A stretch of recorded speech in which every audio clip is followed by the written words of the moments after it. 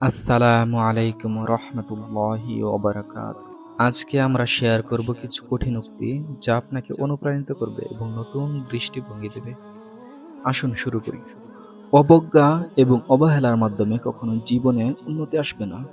আমরা যদি নিজেদের প্রতি অবহেলা করি এবং অবজ্ঞা করি, তাহলে উন্নতির পথে আমরা পিছিয়ে পড়ব। আমাদের উচিত নিজের প্রতি যত্ন নেওয়া এবং নিজের যোগ্যতা বাড়ানো। শ্রম আর অধ্যবসায়ের কোনো বিকল্প নেই। তাই সাফল্য অর্জনের জন্য কঠোর পরিশ্রম করুন। সাফল্যের জন্য কোনো শর্টকাট ব্যবস্থা নেই। আপনাকে কঠোর পরিশ্রম এবং অধ্যবসায়ের মাধ্যমেই নিজেকে প্রমাণ করতে হবে। নিজের ভুল স্বীকার করার সাহস যার নেই, তার উন্নতির পথ চিরতরে বন্ধ। ভুল করা মানবিক, কিন্তু সেগুলো স্বীকার করে শুধরানোর মধ্যে প্রকৃত বুদ্ধিমত্তা লুকিয়ে আছে।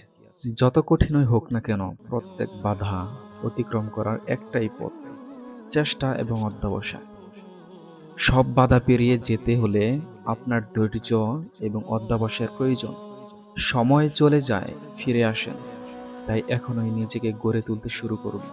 আপনার সময়কে সঠিকভাবে ব্যবহার করুন এবং আজ থেকে নিজের উন্নতির দিকে এক পা বাড়ান।